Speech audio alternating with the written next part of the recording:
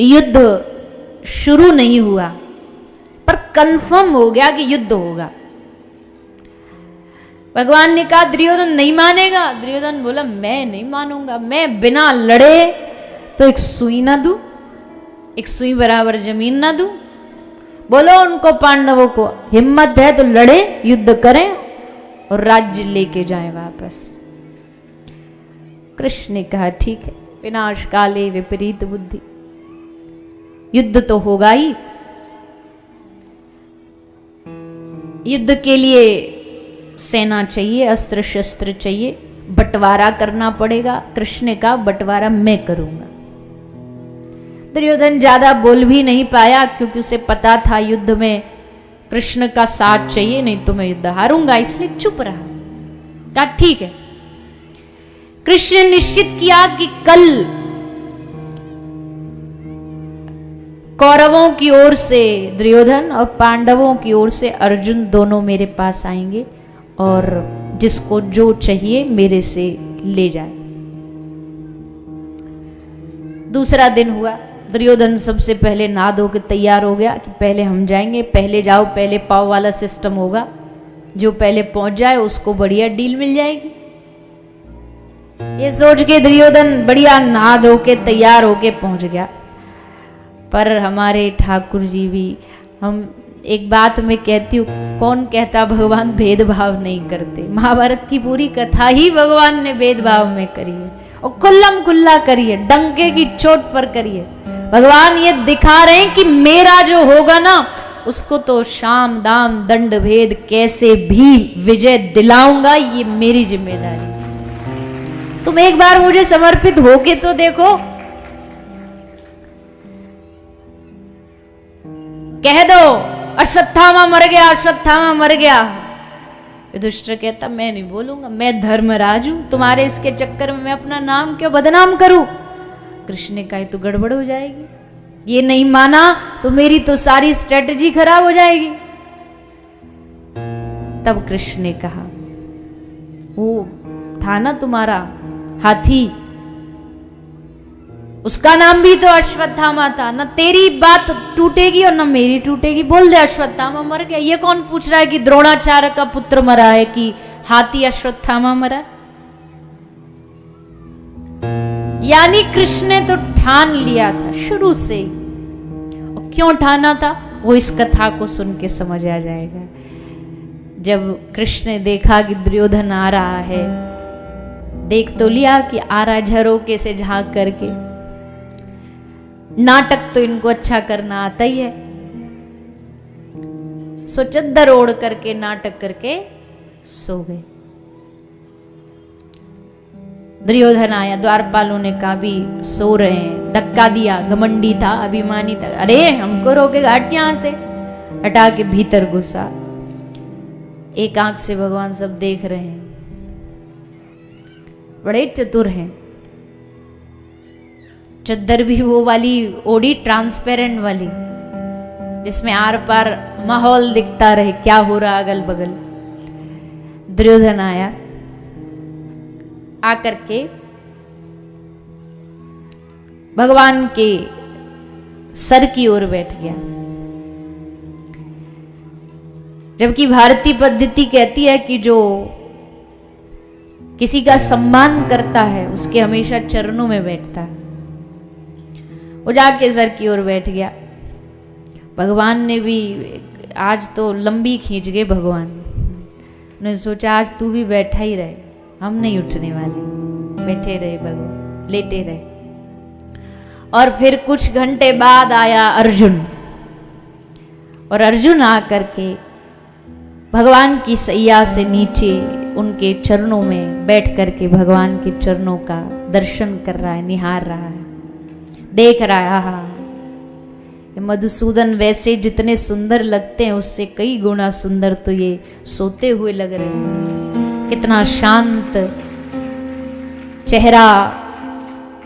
बस उसी को देख करके बलिहार हो रहा है अर्जुन की। तभी अलसाते से कुछ बड़ी अंगड़ाई सी लेते लेते श्री कृष्ण खड़े हुए, मानो कितनी गहरी नींद से जागे हों।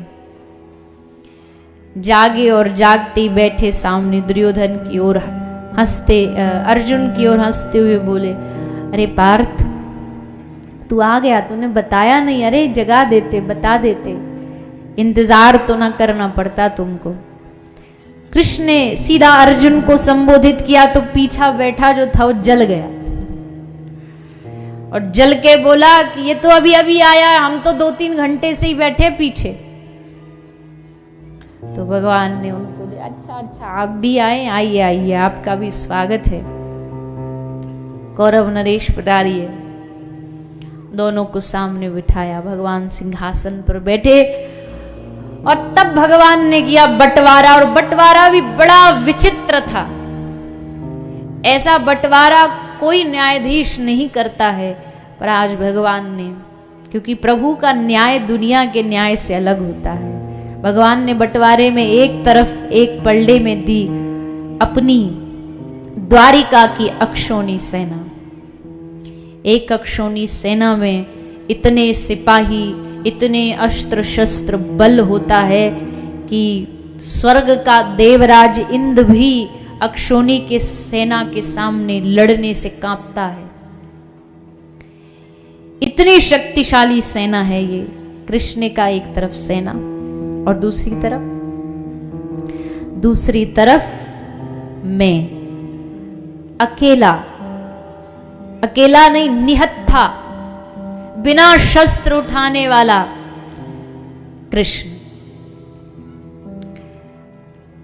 मैं रहूंगा जिसकी तरफ कोई ये भी आशा मत करना कि भैया कभी जरूरत पड़ी तो ये धनुष बाण उठा के 2-4 को मार देंगे। भगवान ने कहा मेरी प्रतिज्ञा है, युद्ध में मैं अस्त्र नहीं उठाऊंगा।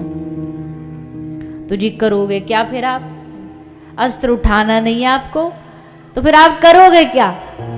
बोले जो मुझे चुनेगा मैं बस उसका रथ चलाऊंगा, मैं उसका रथ हाँकूंगा। अब तो देखा जाए तो बहुत सिंपल है इन दोनों में से किसी एक का चुनाव करना। जीतना है तो सेना चाहिए, इसलिए जीतने वाला तो सीधा सेना ही मांगेगा, क्योंकि उसे पता है वहां तो युद्ध लड़ना पड़ेगा। जब बारी आई चुनाव की तो कृष्ण ने पहले मौका दिया अर्जुन को। दुर्योधन एकदम तैयार था बोलने के लिए कि हम ये सेना, तो इतना ही कृष्ण ने टोक दिया कि पहले अर्जुन मांगेगा। अब तो महाराज दुर्योधन की हार्ट बीट तेज हो गई, दिल धड़कने लगा एकदम फास्ट कि भाई अब तो गई सेना हाथ से। क्योंकि कोई मूर्ख ही होगा जो युद्ध के लिए सेना ना मांगे, क्योंकि युद्ध के लिए तो सेना ही चाहिए। भगवान ने अर्जुन की ओर देखा और कहा पार्थ बोल तुझे क्या चाहिए? तो पार्थ ने हाथ जोड़ करके कहा हे माधव, मुझे आपसे बस चुनाव में अगर आप ये मौका दे रहे हो चुनने का, तो मुझे सेना नहीं चाहिए, मुझे केवल और केवल आपका साथ चाहिए, मुझे मधुसूदन चाहिए। भगवान ने कहा तू इसका मतलब समझ रहा है? इसका मतलब है तू हारेगा। अब भी भगवान डरा रहे हैं या अब भी डर के मारे पलट जाए। भगवान कह रहे इसका मतलब समझ जा कि तू हारेगा। सेना चुन लेगा तो तेरी जीत निश्चित हो जाएगी। सुन के अर्जुन की आंख में आंसू आ गए। कृष्ण ने कहा क्या हुआ? अर्जुन ने कहा लालच दे रहे हो, मुझे ललचा रहे हो? पर हे केशव एक बात कहूं,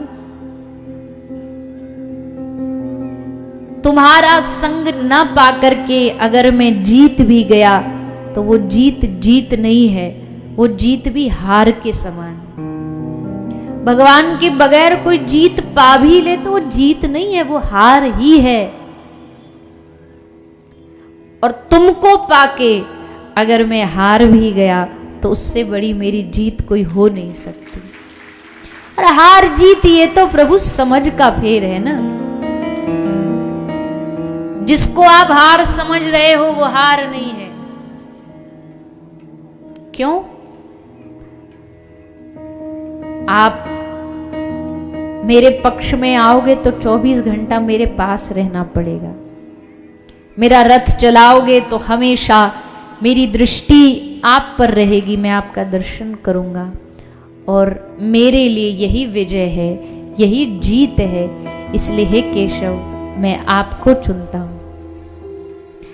और महाराज दुर्योधन की तो मानो मौज आ गई, खुश हो गया, मन में आनंद आ गया, जो चाहिए था सो मिल गया।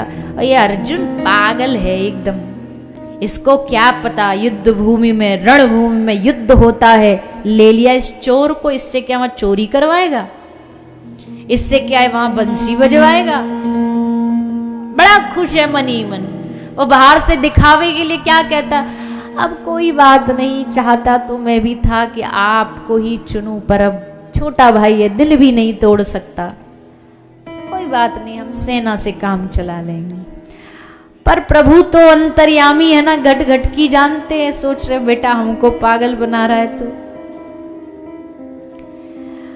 और भैया एक बात समझ लीजिएगा, अर्जुन जीतेगा, पांडव जीतेंगे, ये निर्णय उसी दिन हो गया था जिस दिन अर्जुन ने कृष्ण को चुना।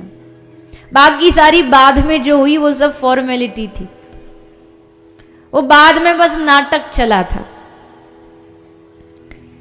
उसी दिन विजय पांडवों की हो गई थी। और एक बात और कह दे कि बात केवल पांडवों की नहीं है, जो कृष्ण को चुनता है विजय हमेशा उसी की होती है। कोई भी हो दुनिया में, कोई भी काम हो, कोई भी रास्ता हो, कोई भी मार्ग हो, उसमें जो भगवान को चुनता है वो जीतता है। भले दुनिया की नजरों में वो लगे कि ये हारा है, पर वो हारा नहीं है, वो जीता है।